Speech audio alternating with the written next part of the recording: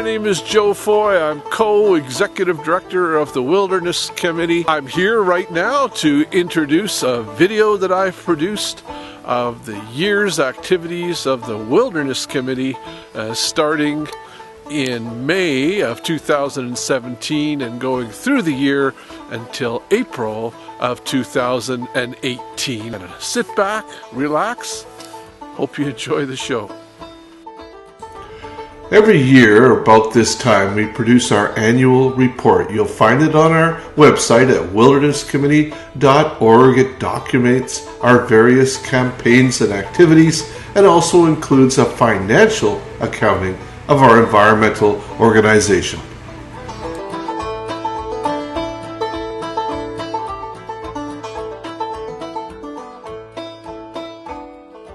The Wilderness Committee's head office is in Vancouver. We have field offices in Victoria, Winnipeg, and Toronto.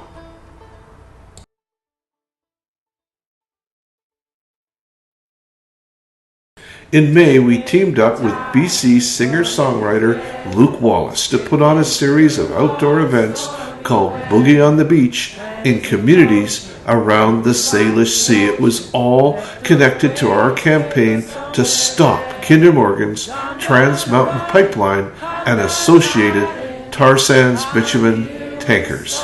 To say, we're turning the tide to a new day.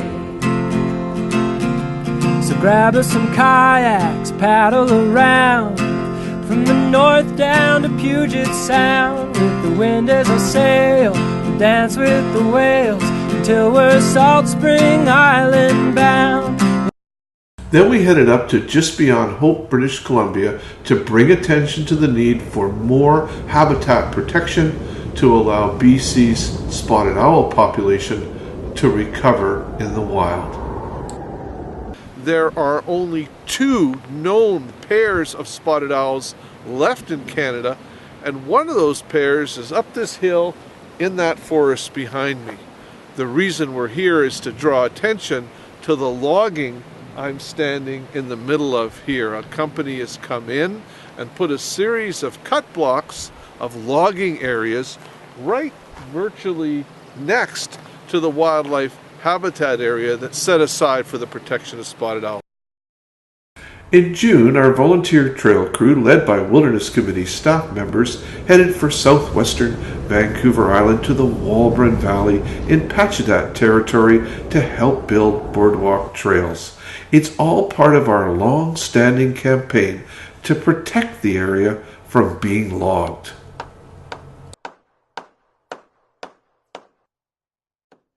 Then our volunteer trail crew, led by Wilderness Committee staff members, headed over to the central west coast of Vancouver Island to Clayoquot Sound, to a Howsett territory where we had been invited to help re-clear the Wildside Trail. Then we published one of our 4-page educational newspapers on the dangers to the global climate posed by Canada's tar sands. So in British Columbia right now, there are 2 tar sands pipelines proposed, as well as 21 liquefied natural gas terminals along the coast. We have tar sands coming from northern Alberta, and liquefied natural gas comes from fracking in northeastern BC. Those projects would enable the tar sands to keep on expanding, and we know that if we are to meet any of the climate commitments that were set out at the Paris Agreement last year, the tar sands have to be stopped as soon as possible, and especially no production can be added. One of these pipelines has the same carbon footprint as many countries.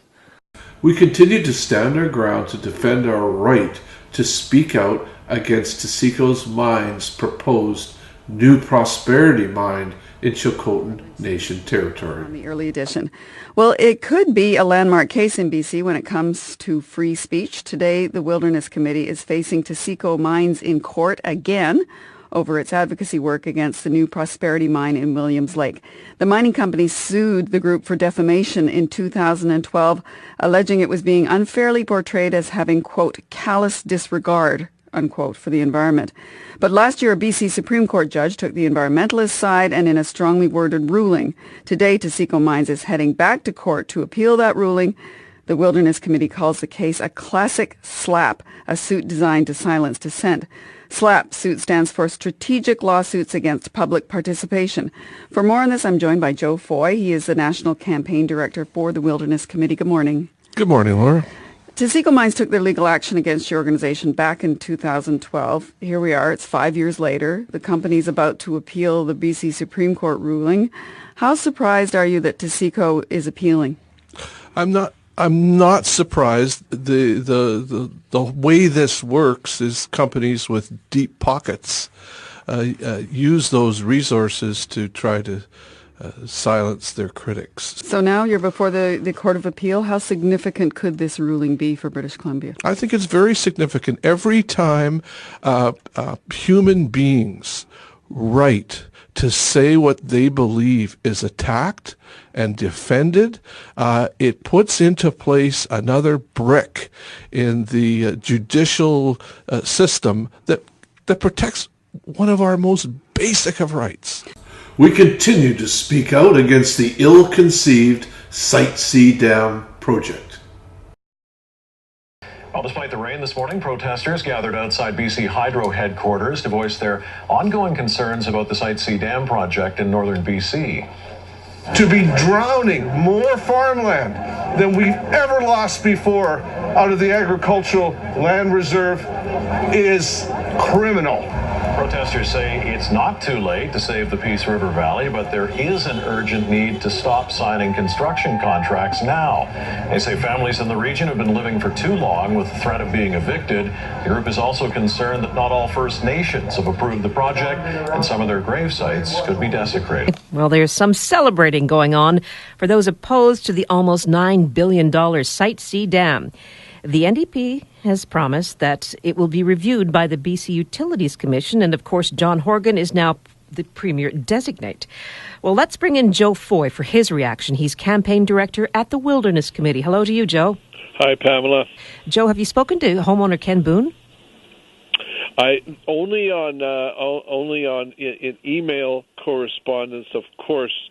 They are very, very happy. As I've said a number of times on your show, you couldn't write a fiction this cliffhanger-ish as this. So they are extremely happy. We're not out of the woods yet by any means. Well, I can imagine what the mood must be like among those who stood to make billions, watching the cliffhanger like we all have, knowing now that it's not gone their way. Then we headed up to Clearwater, BC, in the Clearwater Valley at the gateway to Wells Gray Provincial Park. We were there to bring attention to a logging operation cutting down the habitat of the southern mountain caribou herd of that region. These are threatened species. This was federally mapped habitat, and the province had issued a permit for the logging. We launched a drone, shot some video, and caught the logging company red-handed.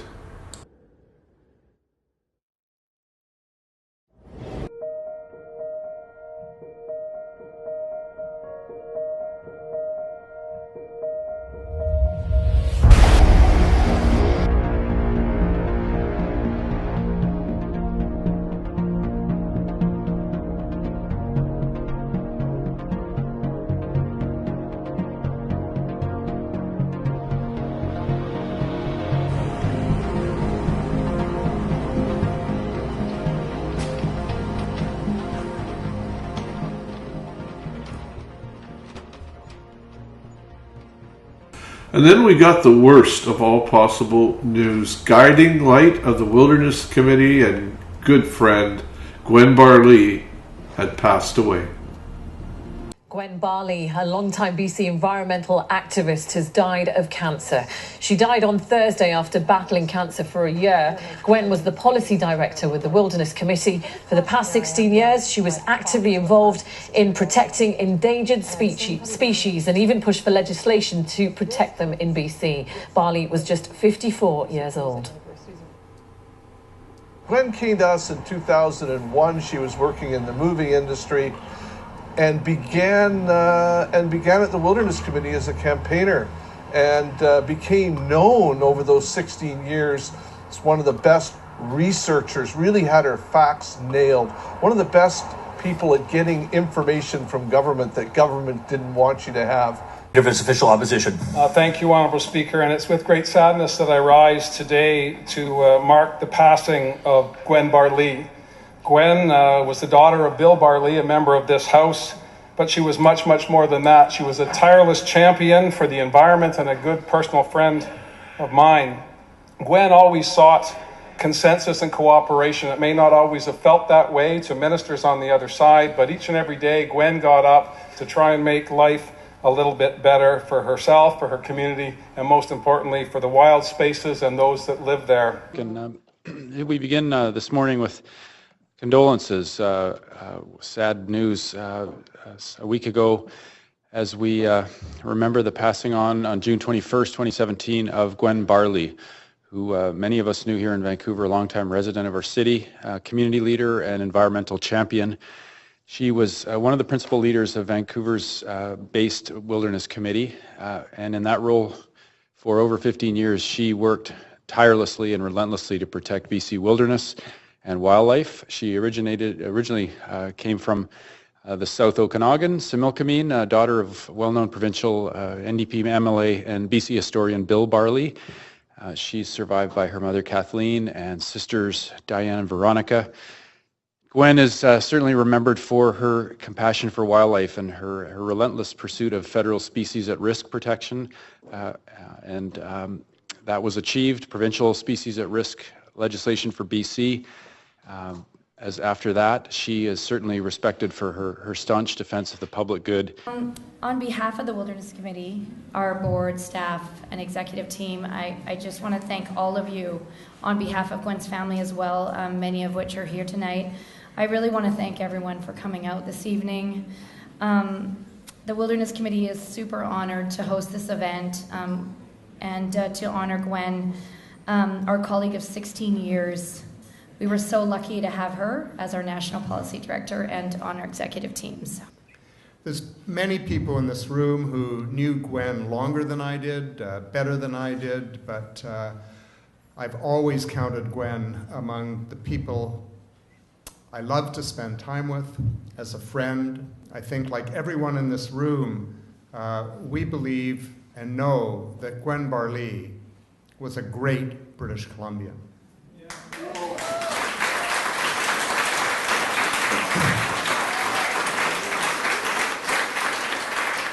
And I've been to lots of award presentations and dinners where people talk about great British Columbians. But the reason that Gwen was a great British Columbian and will live in our hearts and memory forever as a great British Columbian is because she devoted her working life to enriching British Columbia, enriching British Columbians, not enriching herself.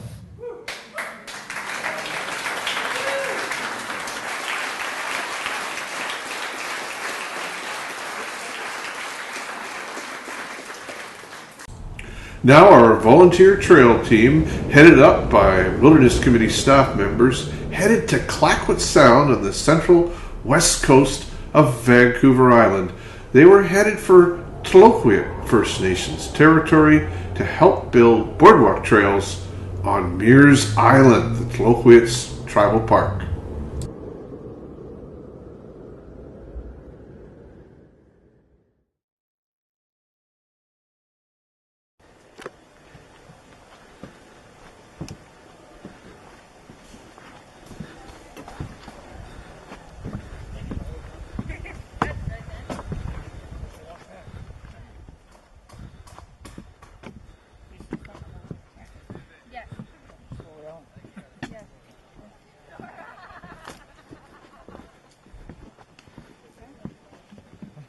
The walkthrough tour of the new home.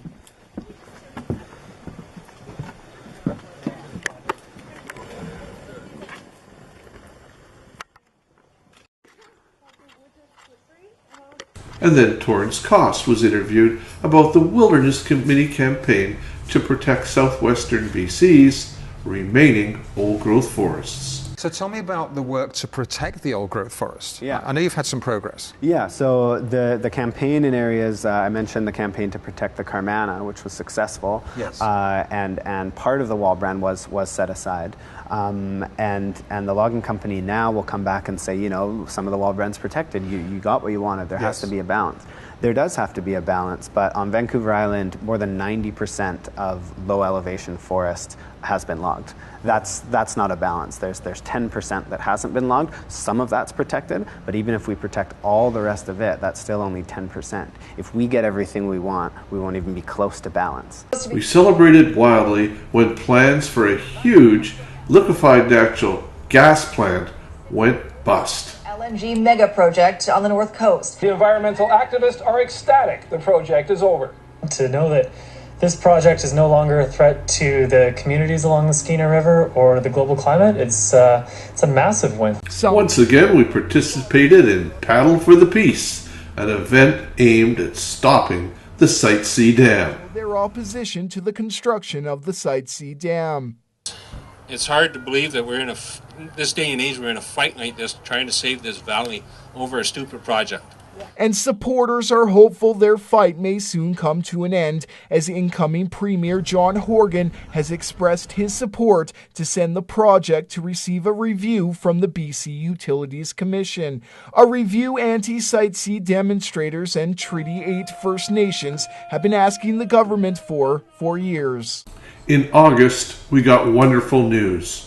Today, ending the grizzly bear trophy hunt in this province. Keith Baldry joins us with more on this. Keith, and obviously this has been a long time coming, the NDP following through on its campaign promise. Yeah, quick to implement it as well, Chris. Although, let's be clear here, folks, the ban doesn't take effect until November 30th because the permits for this year's hunt, which begins tomorrow actually, were signed and authorized during that caretaker period between the Liberals and the NDP assuming power. But it will end once and for all on November 30th. We caught up with one of the main campaigners against the trophy bear hunt for a number of years. That's Joe Foy from the Wilderness community. Needless to say, he's ecstatic. It's wonderful. It's terrific. We've been waiting for years and years and years, and finally it's here. It's been a terrible 16 years, especially when you consider grizzly bears have been wiped out in the center of the province. So we're very hopeful that by not killing 250 bears a year, we can start bringing the population back to healthy numbers. In September, our Winnipeg office held a Paddle for Protection event on Manitoba's Bird River. We produced a 4-page newspaper calling on Canada to designate half its land area as protected wildland in order to help stabilize the global climate and help prevent the loss of Canadian biodiversity. In October, we celebrated wildly at the news that the Energy East tar sands pipeline project had been cancelled because it no longer made financial sense. In BC, we continue to support our allies in the fight against Kinder Morgan's Trans Mountain Pipeline project. The $160 billion company that causes a lot of destruction, kills the land, the water, and the people. So we really appreciate the efforts that people put into stopping the Kinder Morgan pipeline a reality. We ran a campaign of hanging anti-Kinder Morgan banners in high-profile areas in Vancouver and Victoria. We traveled up the Fraser Valley, beyond Hope, up the Coquihalla Highway to document spotted owl habitat within a wildlife habitat area that had recently been logged. The Wilderness Committee's Charlotte Daw makes the call that BC needs provincial endangered species legislation. Once again, we got the drone into the air to video the habitat destruction. Hi there, my name's Charlotte. I'm with the Wilderness Committee, it might just look like I'm out here for a nice hike. I'm doing a little bit more than that.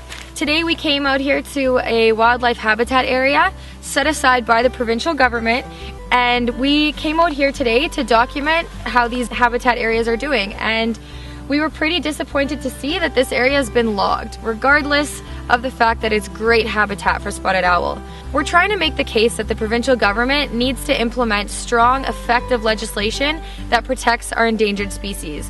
So this law would protect the spotted owl, grizzly bears, it would protect the marbled murrelet, and 1,900 other species at risk in BC.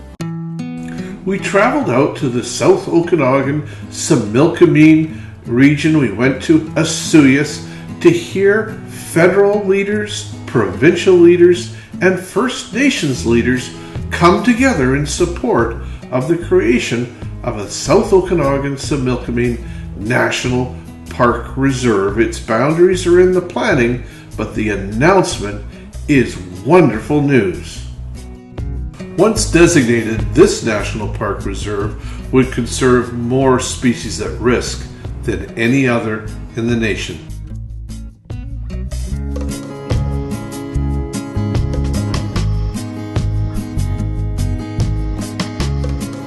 In November, it was time for the Wilderness Committee's annual open house. This year, the Eugene Rogers Environmental Award went to a husband and wife team. Joan Phillip is a Penticton Indian Band counselor and the land administrator.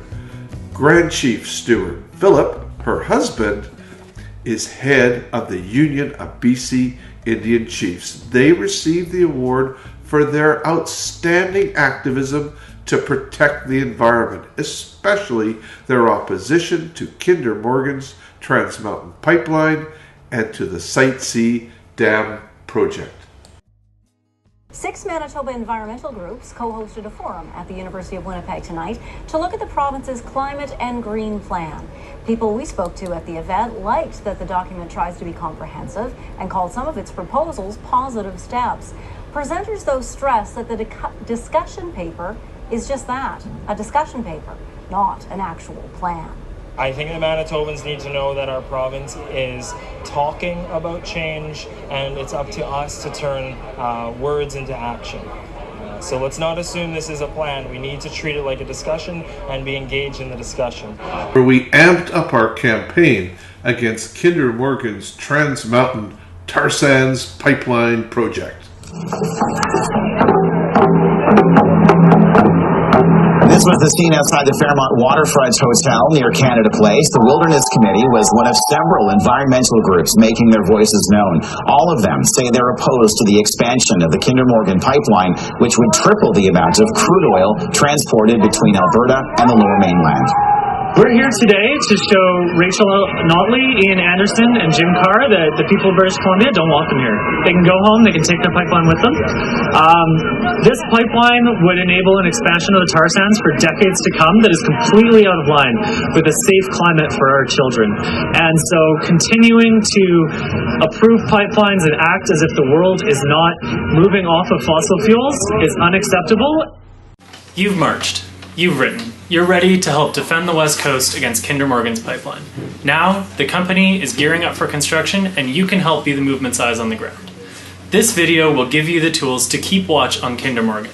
Already, the company has jumped the gun in starting construction, and we need you to be watching them like a hawk. Kinder Morgan's pipeline runs west from Edmonton across the interior and out through the Fraser Valley and Lower Mainland to Burrard Inlet. Its entire route through British Columbia can be found on our website at km-watch.ca. All along the way, it crosses unceded Secwepemc, Ntlakatmuk, Stalo, and Coast Salish territory. From Jasper National Park, it more or less follows Highway 5 south to Kamloops. Crucially, these northern interior areas will likely be where Kinder Morgan is first able to start construction of the pipeline itself.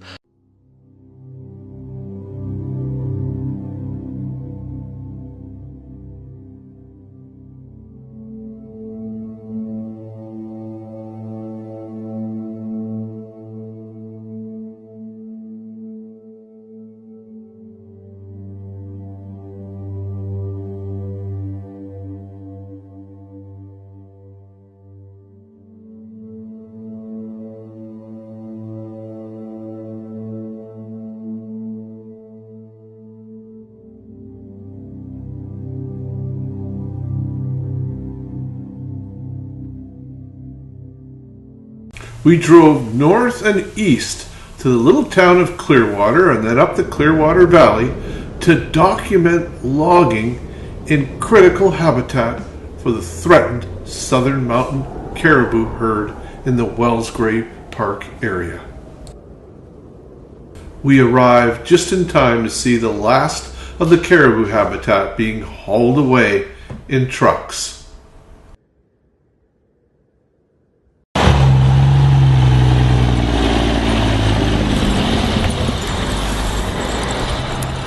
My name's Charlotte. I'm with the Wilderness Committee. Today we're near Clearwater, BC. I'm standing just outside the boundary to Wellsgrave Provincial Park, and I'm actually standing in critical habitat that was mapped by the provincial and federal governments for southern mountain caribou. As we were driving up here today, we were really disappointed to see that logging activity was occurring in this area that is designated critical habitat for southern mountain caribou. The southern mountain caribou in this area, the population has declined by about half in less than 30 years. And this is because the provincial government continues to give permits to logging companies to log in their habitat. Logging is really detrimental for caribou because it increases the number of wolves in the area, and it also makes it way easier for wolves to kill caribou. When you also clear out a forest, you take away the food resources that caribou really need, as well as shelter that they need to hide from predators. This is another reason why we really need provincial endangered species legislation so that we can begin to protect our 1,900 species in BC that are all at risk. We joined with our friends at Sierra Club to conduct a series of community events in logging towns throughout Vancouver Island, calling for an end to raw log exports and old growth logging. Then we joined with Sierra Club and Lead Now to produce this hard-hitting anti-Site C dam radio ad. The Site C dam could cost us more than $12 billion, while our schools and hospitals are crying out for funding. We don't even need the power, but our hydro bills will go through the roof to pay for it. The new government could make a decision on Site C any day now, and we need to make sure they know we don't want this wasteful dam. Call on your MLA to scrap the dam project at stopsitec.ca. Brought to you by Sierra Club BC, Wilderness Committee, and Lead Now. Then in December, the BC government did make a decision on the Site C dam, and it wasn't good. After 40 years since first being proposed, British Columbia's Site C dam project has been given approval by the NDP government. As APTN's Tina House reports, the decision to continue building the dam is a controversial one.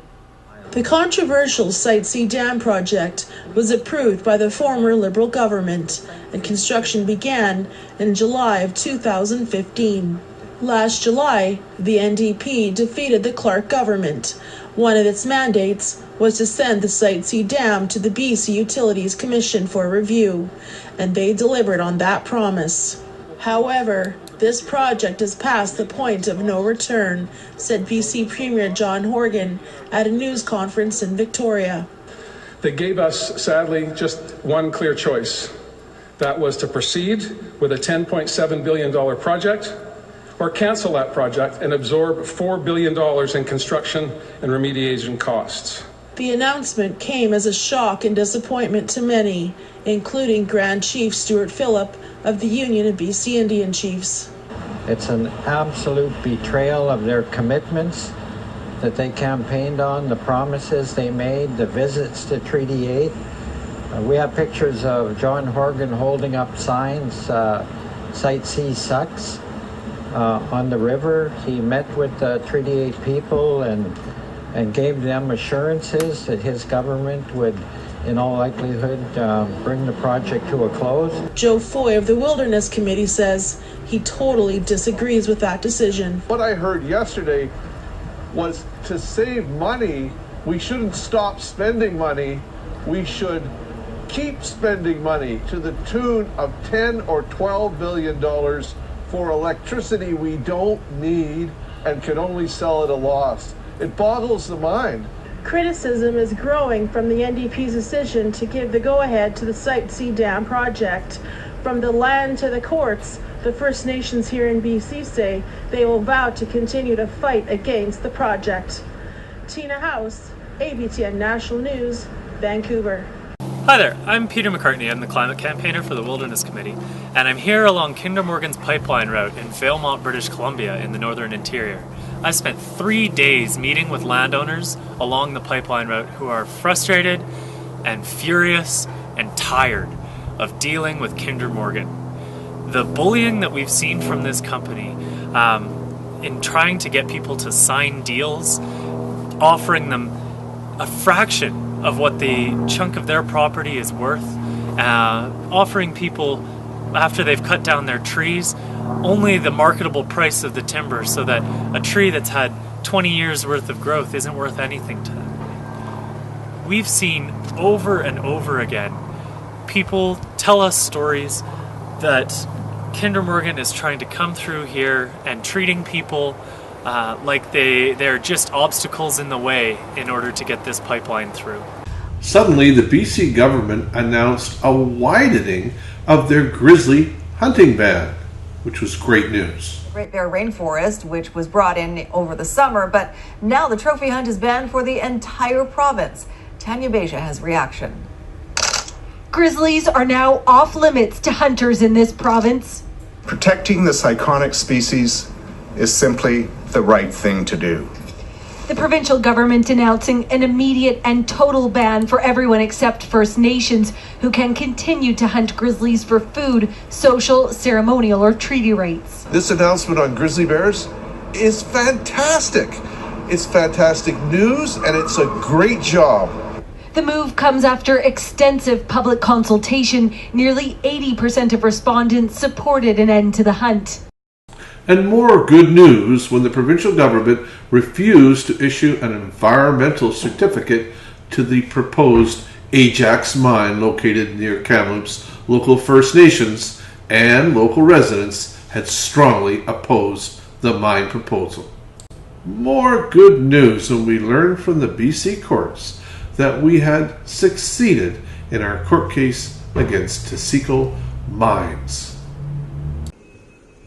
In January of 2018, Wilderness Committee climate campaigner Peter McCartney protested Kinder Morgan's pipeline outside and then inside with Federal Minister Jim Carr. We're getting worse because of the carbon pollution from the tar sands that your government... We're just going to take a couple minutes break here, folks. We have a little interruption in the program. We'll continue in just a couple minutes, okay? So talk amongst yourselves at the table. We'll let the minister continue in just a couple moments. Mr. Carr, as a young Thanks, person, folks. I'm afraid to have children. Now, I should also point out that we've got... that they will grow up in.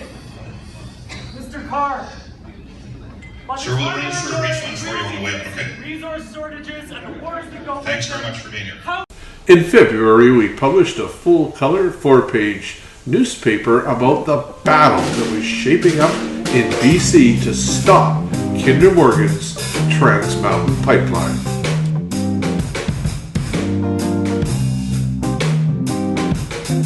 Then our climate campaigner, Peter McCartney, headed to BC's interior to meet one of the leading activists fighting the pipeline.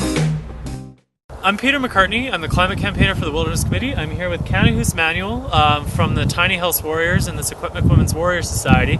We're here where they want to build a new pump station for Kinder Morgan's new pipeline that would be coming through here. And some workers have already started doing tests and inspections on the stretch of line that already runs from here to Darfield in order to reactivate that. So I'm here with Kanahus, and Kanahus, what would you like to say to Kinder Morgan right now?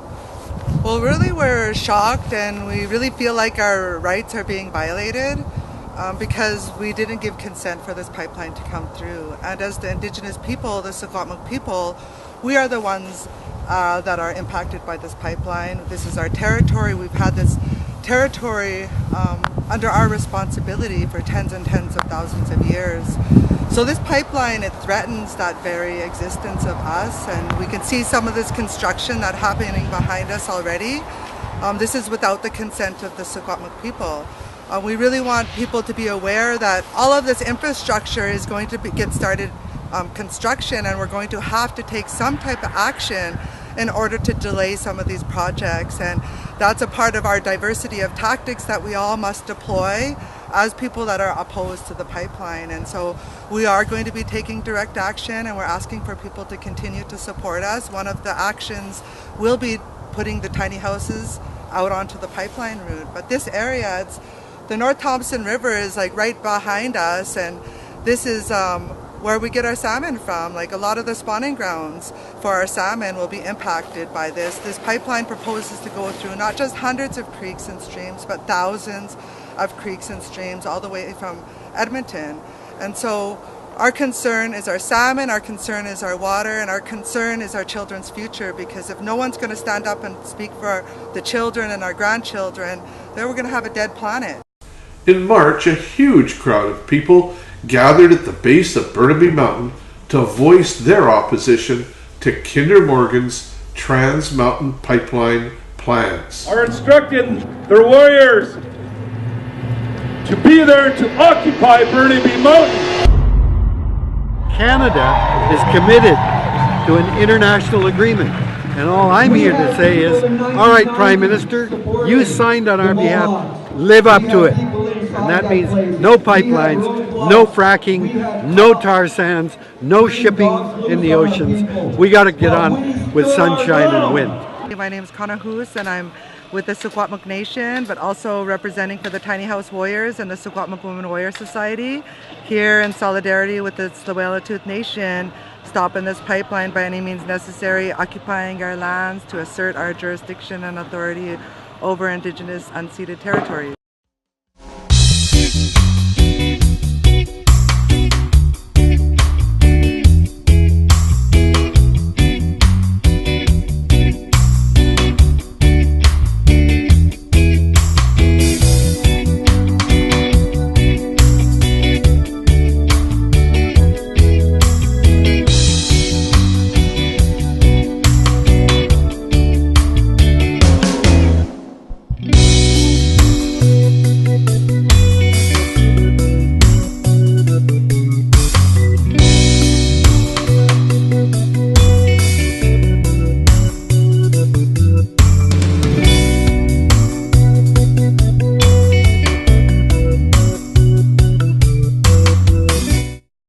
Our Manitoba campaigner, Eric Rader, had to go into action to try to defend a provincial park from mining activity damage. Beth McDonnell explains.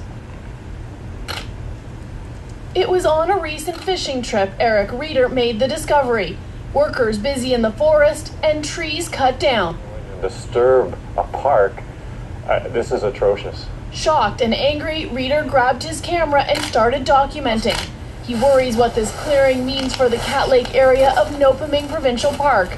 He doesn't want to see the beauty of the park, its wildlife or ecosystem compromised, and fears it could become the site of a mine. This is a park. A park is not supposed to have these activities. The Department of Sustainable Development says Nopaming Provincial Park has a history of mineral exploration and extraction dating back to the 1950s. Reeder would like to see mining in Manitoba provincial parks banned. Parks aren't put in place for economic benefit. Parks are put in place because the health of our planet, the health of our people who live on this earth require natural areas like this. Reeder doesn't want to find any more destruction the next time he ventures into the wilderness.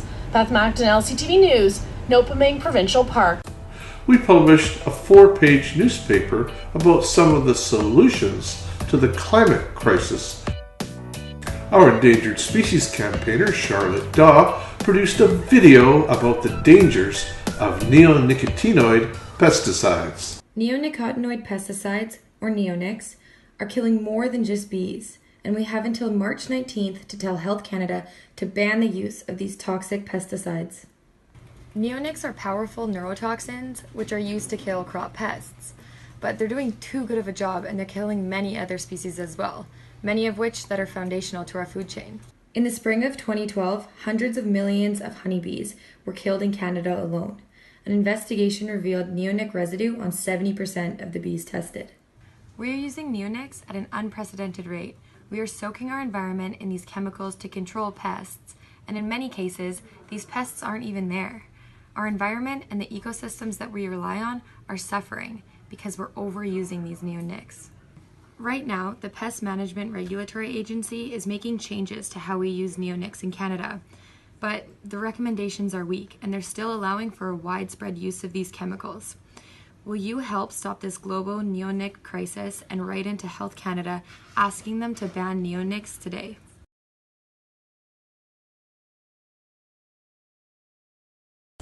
In April, the Wilderness Committee's Torrance Cost made a video calling for the protection of the beautiful Walburn Valley. I'm Torrance Cost with the Wilderness Committee, and we're standing in the central Walburn Valley in unceded Pacheedaht territory on southwestern Vancouver Island. Despite containing some of the last intact old-growth temperate rainforest in BC, this area is still open to industrial clear-cut logging. We need the BC government to protect remaining old-growth rainforest and invest in a transition to sustainable second-growth forestry. To sign the petition and join this movement, please visit wildernesscommittee.org. Well, that's all I've got for now. I leave you with these hopeful images of Vancouver's annual Earth Day Parade. If you would like to donate to the Wilderness Committee, volunteer to work on some of our projects out of our Vancouver, Victoria, or Winnipeg offices, find us on our website at wildernesscommittee.org. That's wildernesscommittee.org. This has been Joe Foy, Co-Executive Director of the Wilderness Committee. Bye for now.